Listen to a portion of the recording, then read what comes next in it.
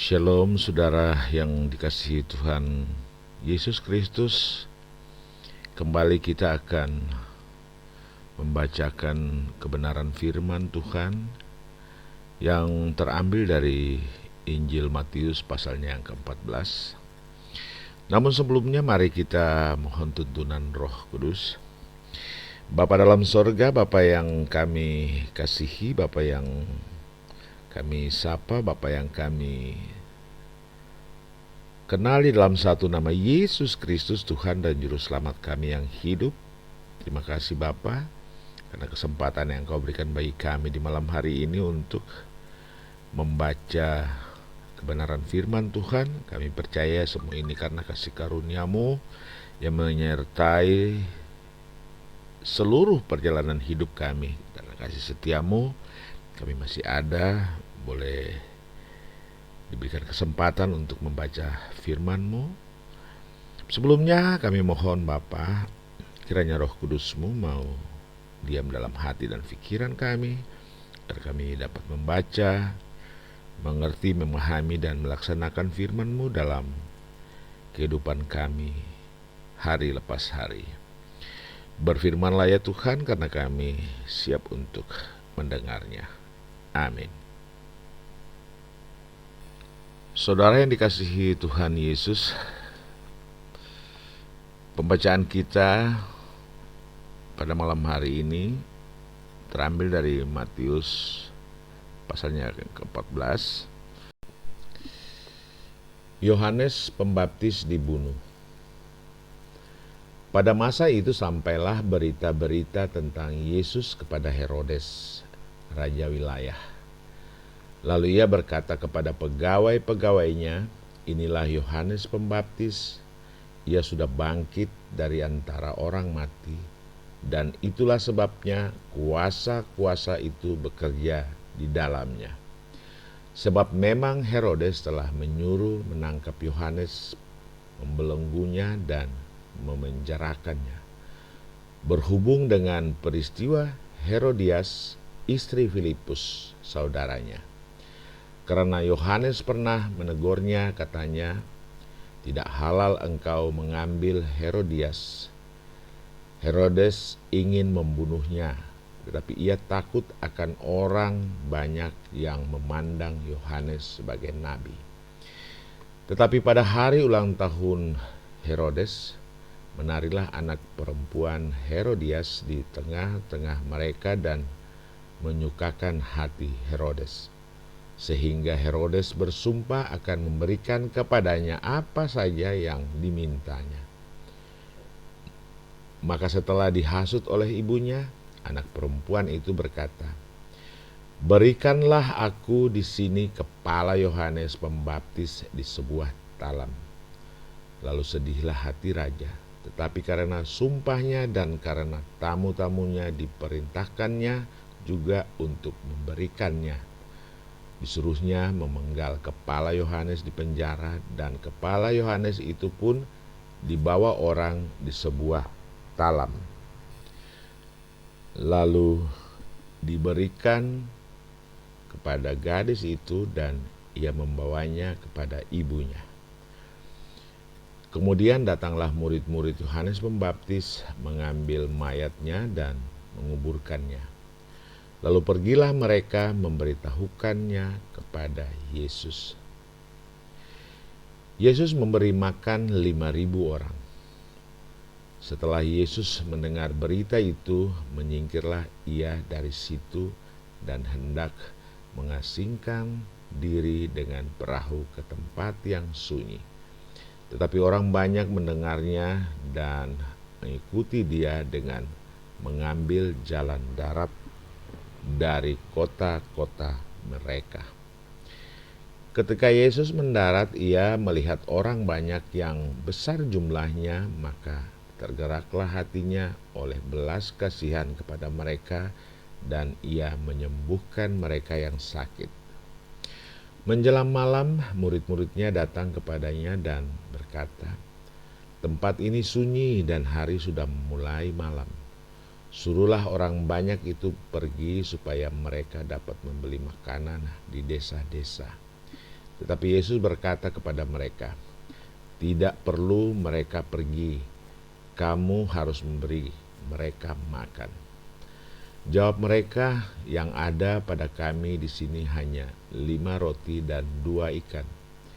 Yesus berkata, "Bawalah kemari kepadaku." Lalu disuruhnya orang banyak itu duduk di rumput.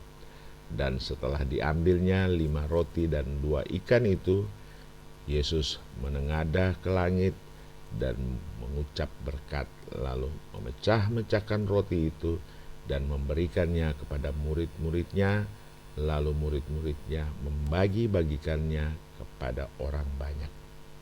Dan mereka semuanya makan sampai kenyang. Kemudian orang mengumpulkan potongan-potongan roti yang sisa 12 bakul penuh.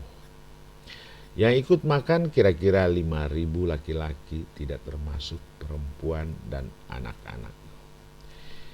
Yesus berjalan di atas air.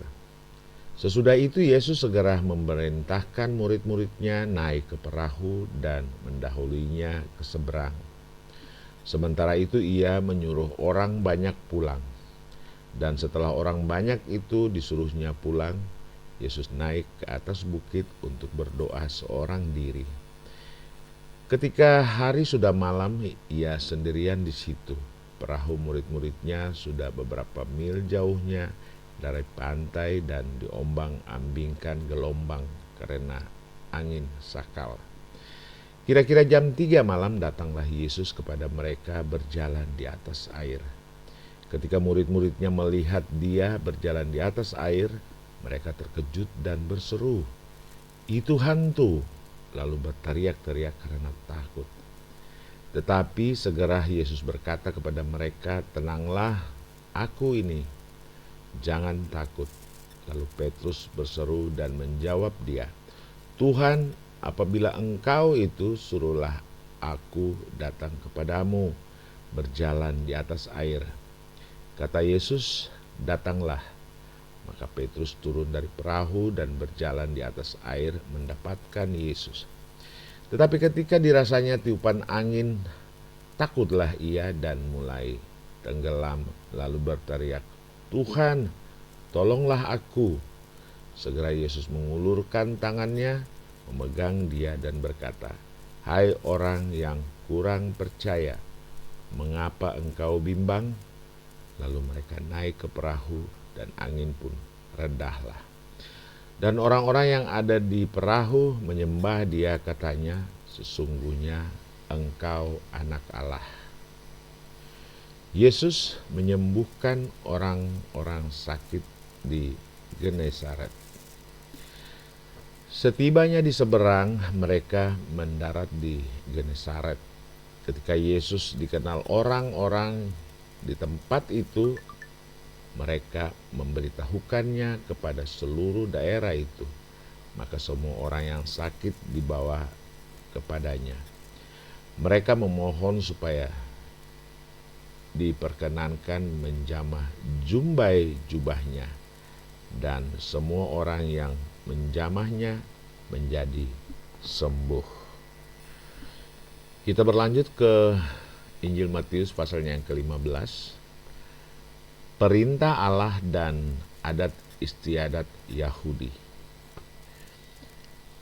Kemudian datanglah beberapa orang Farisi dan ahli Taurat dari Yerusalem kepada Yesus dan berkata, "Mengapa murid-muridmu melanggar adat istiadat nenek moyang kita?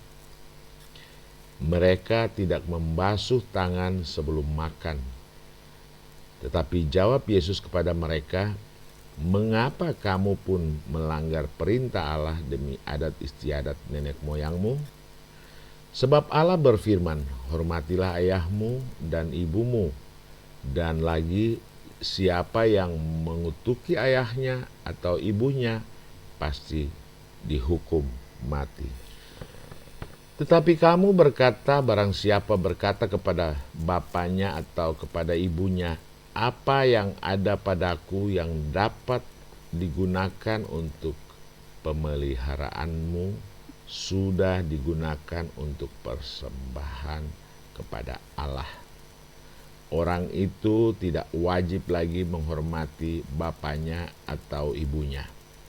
Dengan demikian firman Allah, kamu nyatakan tidak berlaku demi adat istiadatmu sendiri.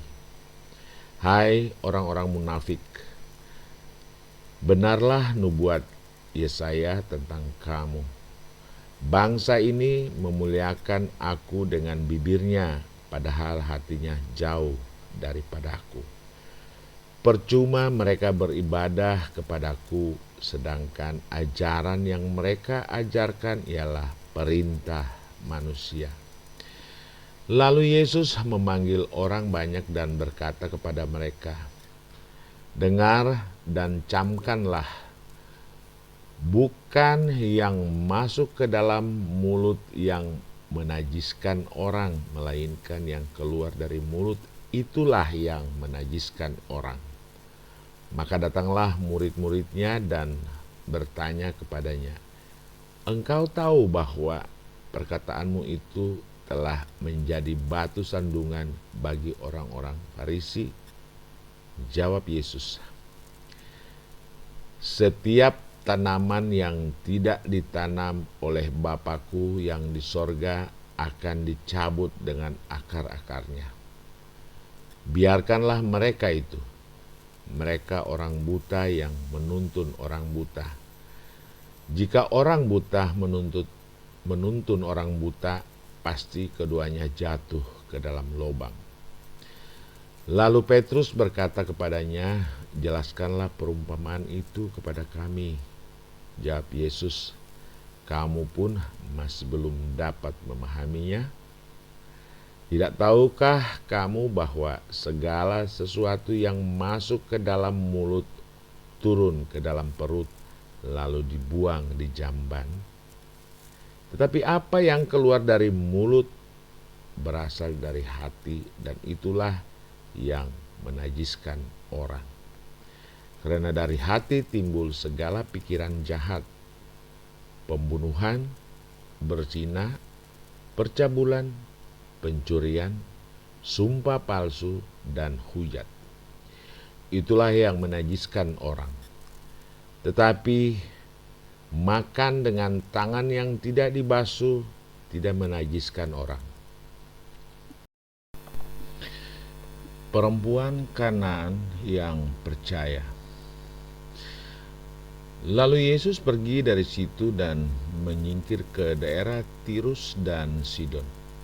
Maka datanglah seorang perempuan Kanaan dari daerah itu dan berseru, kasihanilah aku ya Tuhan, anak Daud, karena anakku perempuan kerasukan setan dan sangat menderita.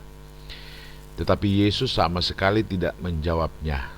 Lalu murid-muridnya datang dan meminta kepadanya, suruhlah ia pergi. Ia mengikuti kita dengan berteriak-teriak. Jawab Yesus, aku diutus hanya kepada domba-domba yang hilang dari umat Israel.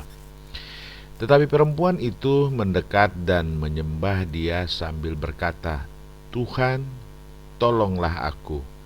Tetapi Yesus menjawab, tidak patut mengambil roti yang disediakan bagi anak-anak dan melemparkannya kepada anjing. Kata perempuan itu, benar Tuhan, namun anjing itu makan remah-remah yang jatuh dari meja tuannya. Maka Yesus menjawab dan berkata kepadanya, hai ibu, besar imanmu, maka jadilah kepadamu seperti yang kau kehendaki. Dan seketika itu juga anaknya sembuh. Yesus menyembuhkan banyak orang sakit. Setelah meninggalkan daerah itu, Yesus menyusur pantai Danau Galilea dan naik ke atas bukit lalu duduk di situ.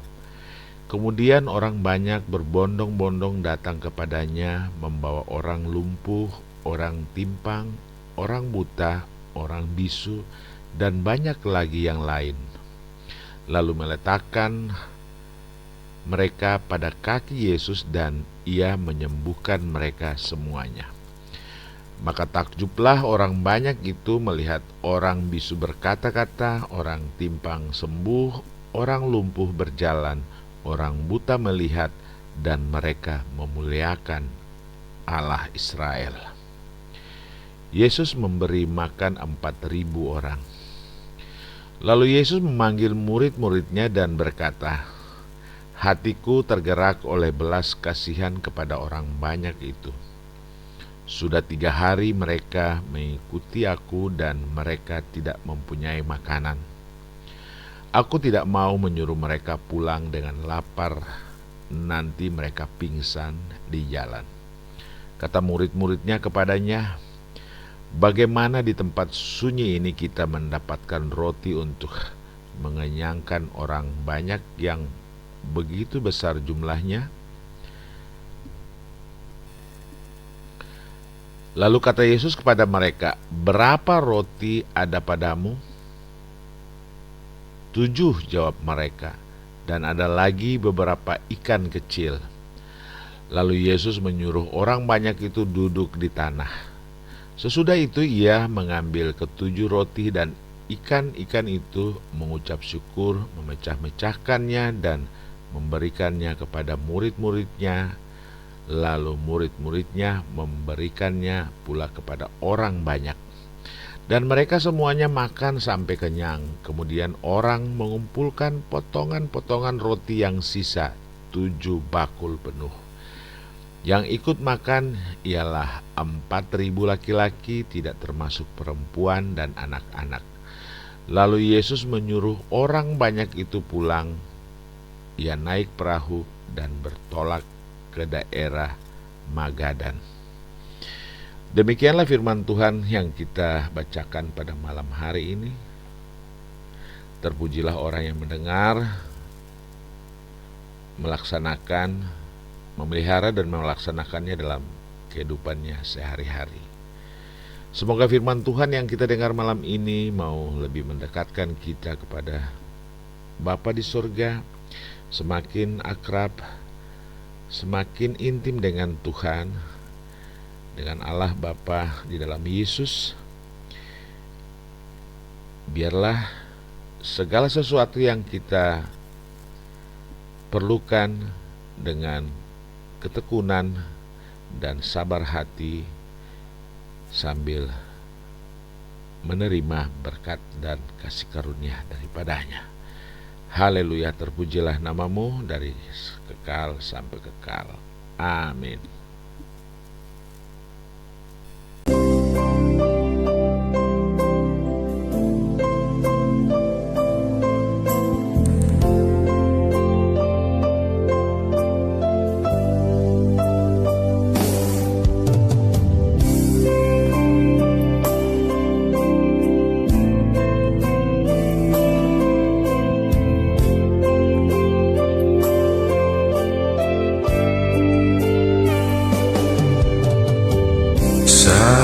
Ku dalam kesesakan, yang ku harap hanya Kau Tuhan. Saat badai hidup menerpa, masih ada Tuhan bagiku. Saat semua jalan tertutup, tiada yang sanggup menolong. Saat air mata tercurah, masih ada Tuhan bagiku.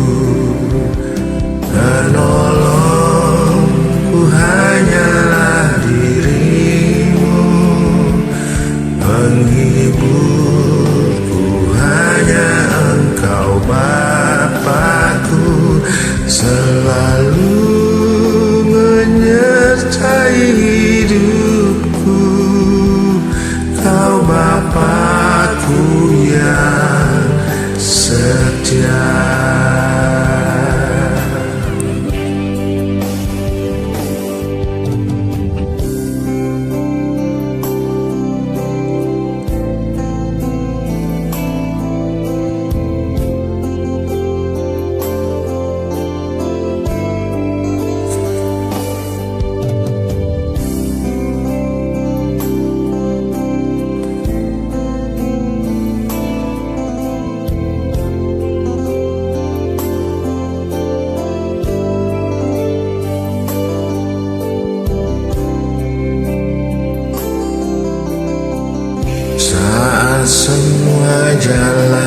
tertutup, tiada yang sanggup menolong. Saat air mata tercurah, masih ada Tuhan bagiku. Penolongku hanyalah dirimu, penghiburku hanya Engkau Bapa-Ku, selalu menyertai hidupku.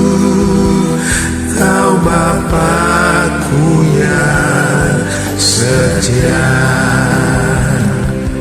Penolongku hanyalah dirimu, penghiburku hanya Engkau Bapa-Ku, selalu menyertai hidupku. Kau Bapa-Ku yang setia. Kau Bapa-Ku yang setia.